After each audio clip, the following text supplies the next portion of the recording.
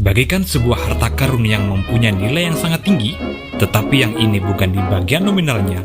Benda-benda berharga ini mempunyai nilai yang sangat tinggi di bagian memori. The People, buat Anda yang sempat merasakan serunya di era 90-an, mungkin masih berbekas di ingatan Anda. Ada beberapa hal atau benda yang sangat populer yang dimiliki beberapa orang pada masa itu. Bahkan, jika kita memiliki benda-benda tersebut, serasa akan setingkat merasa menjadi lebih keren dan meningkatkan rasa percaya diri kita. Dan berikut adalah 7 benda yang sangat populer di era 90-an versi 7D. Watch out! 2, 3, do it!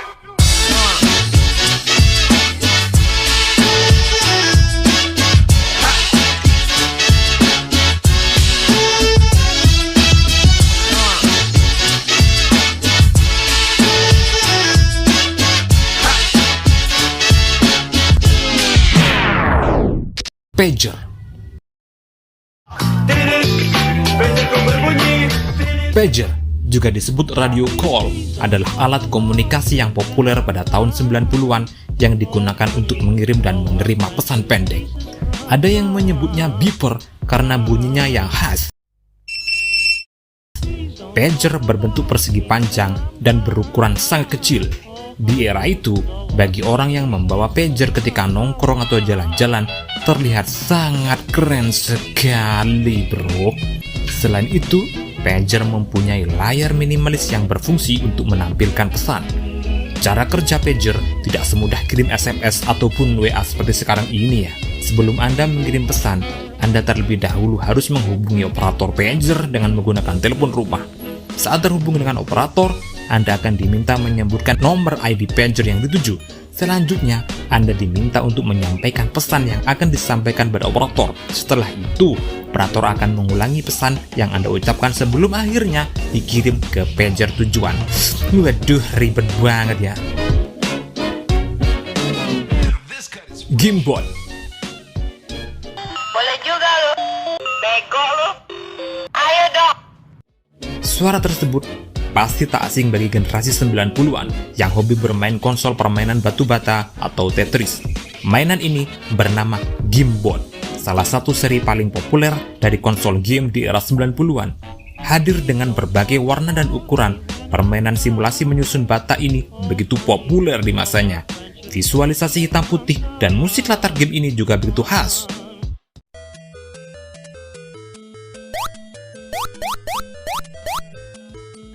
Hampir setiap anak di zaman itu mengenal permainan ini. Setiap pulang sekolah, konsol game ini selalu menjadi tujuan utama untuk dimainkan. Bahkan terkadang menjadi rebutan antara adik dan kakak maupun teman-teman. Di era itu, kita tak perlu mainan dengan kualitas grafis yang tinggi. Cukup dengan bermain Gamebot saja, dahulu sudah bisa membuat kita asyik bermain sampai lupa waktu dan makan. Pemutar musik Walkman. Pemutar musik Walkman, atau kita dulu lebih sering menyebutnya Walkman, adalah alat pemutar musik portable yang bisa dibawa kemana-mana dengan alat dengar bernama headphone dan earphone. Walkman pertama kali dikenalkan oleh Sony pada tahun 1979. Untuk mendengarkan musik, harus ada kaset tape atau kaset pita di dalamnya, yang sesekali berpotensi bulat, termakan roda mekanik pemutar. Hebatnya, suara yang dihasilkan dari alat ini memiliki kualitas hi-fi. Merek yang paling terkenal dan paling diburu pada saat itu adalah Sony dan Aiwa. Banyak remaja di era tahun 90-an yang merasa keren jika memiliki Walkman. Dengan setelan kaos HNR, celana jeans dari Lois, juga topi dari klub basket, ditambah earphone dari Walkman yang sedang menempel di kuping. Wow, saya merasa paling keren sejagat di zaman itu. Kaset pita. Membahas pemutar musik Walkman sudah pasti tak luput dari peran pita kaset. Pita kaset adalah pita magnetik yang bisa merekam dan menyimpan data dengan format suara yang umumnya berupa lagu. Dan untuk mendengarkan lagu menggunakan Walkman butuh sebuah kaset pita yang diputar di dalamnya.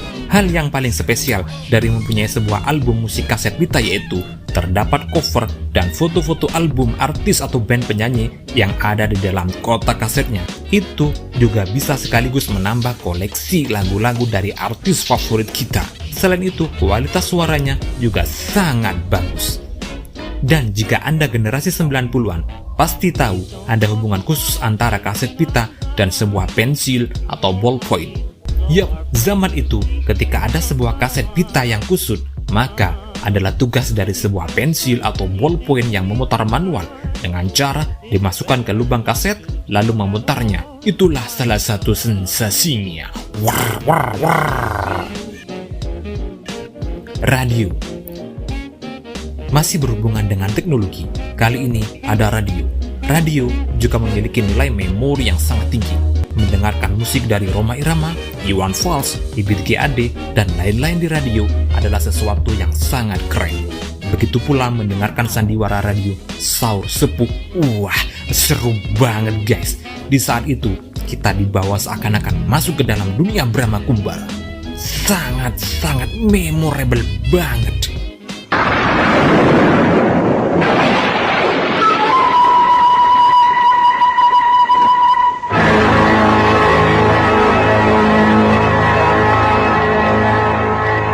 PT KB Pharma bekerja sama dengan radio kesayangan Anda mempersembahkan sandiwara radio Saur Sepuh dalam kisah Pesanggrahan Keramat. Sebelum teknologi menjadi secanggih sekarang, dahulu gelombang siaran radio yang ditangkap adalah AM dan SW. Gelombang FM baru marak pada tahun 90-an. Dan kini, radio sudah bisa didengarkan melalui sinyal internet. Radio merupakan salah satu barang yang sangat digandrungi. Siaran radio merupakan salah satu hal yang sangat dinantikan. Salah satu yang menarik dari hal ini yaitu sesi request lagu yang nantinya lagu tersebut akan diputarkan dan didengar melalui radio. Kurang lebih seperti ini. Ya, lagu berikut ini adalah request dari Rizal, pemuda pengembara pencari cinta sejati yang beralamat di Pulau Cinta, beralaskan rindu dan beratap kasih sayang. Dan lagu ini dikirim khusus untuk Putri, gadis cerita yang berada di sangkar asmara. Dia juga kirim pesan, sayangku padamu takkan pernah pudar meski jauh tetapi dekat di hati. Jadul banget ya bro. Kurang lebih seperti itulah dulu cara kita request lagu dan kirim pesan di radio. Dan generasi 90-an pasti tahu betapa menyenangkannya ketika lagu yang di-request melalui pesan atau telepon terpilih lalu diputarkan. Tazos. Tazos pernah menjadi mainan favorit anak-anak kelahiran 90-an. Dan mainan ini dulu begitu favorit untuk dikoleksi hingga dibawa ke sekolah untuk saling dipamerkan. Masih teringat dengan jelas ketika saya mengeluarkan Tazos pertamaku dari sebungkus snack ciki. Tazosnya dibungkus plastik yang kujilat dulu sebelum membuka sebuah piringan plastik dengan gambar Bugs Bunny bermain tenis. Jantung berdegup kencang saat kita membuka kemasan ciki untuk mencari tahu Tazos bergambar apa yang akan kita dapatkan. Dan hati sangat gembira seakan-akan mendapat harta karun ketika kita mendapat Tazos dengan gambar yang langka. Dan besoknya kita pamerkan ke teman-teman di sekolah. Anak-anak di waktu itu menghabiskan semua uang jajannya untuk membeli snack hanya demi Tazosnya. Dan mainan Tazos mulai muncul di Indonesia di era 90-an melalui produk snack keluaran Indofood yaitu Ciki, Cheetos, dan Gen Z. Jenis Tazos yang terkenal dan pernah ada di Indonesia adalah Looney Tunes. Bentuk Tazos sendiri sebetulnya bermacam-macam, mulai dari lingkaran, segi 4, segi 8, sampai lingkaran bergerigi. Bentuk-bentuk inilah yang paling terkenal di Indonesia. Dan ada beragam variasi untuk memainkannya, di antaranya adalah adu tos-tosan, menyusun sekaligus merangkai Tazos, dan adu tembak sasaran. Sepatu roda. Kesuksesan Desi Ratnasari sebagai penyiar radio yang jago bersepatu roda berhasil membawa tren sepatu roda yang melanda anak-anak muda di era 90-an. Awalnya, sepatu roda beroda 4 dengan 2 roda di depan dan 2 roda di belakang. model ini lebih mudah digunakan dan sangat digemari. Buat kamu yang baru belajar bermain sepatu roda, pasti akan memilih menggunakan model ini terlebih dahulu. Barulah setelah itu, muncullah sepatu roda yang diciptakan oleh Scott dan Brennan Olsen. Sepatu roda ini termasuk sepatu roda dengan 4 roda yang disusun sejajar atau biasa disebut inline skate. Namun ujungnya ditambah sumbu karet yang berguna sebagai rem. Masih teringat dengan jelas ketika baru pulang sekolah, semua anak-anak muda waktu itu langsung terburu-buru pergi ke jalan kosong atau taman terdekat untuk bermain sepatu roda. Hal ini membawa suasana yang sangat bahagia sekaligus menyehatkan. Jadi bagi kalian yang mau tetap sehat dan sekaligus mengenang memori yang tren di era 90-an, tidak ada salahnya jika mulai bermain sepatu roda ketika yang lain asyik berjoget TikTok. Oke, the people, bagaimana? Apakah 7 benda tadi cukup bisa membawa Anda kembali mengenang masa-masa tren di era 90-an? Atau mungkin ada benda khusus di era 90-an yang sangat memorable bagi Anda? Seperti sepucuk surat dari kekasih yang kertasnya sangat harum seperti parfum? Silakan komen di bawah. Akhirnya, sekian dulu video dari saya. Mohon maaf atas segala kesalahan. Thank you and bye-bye. See you next time.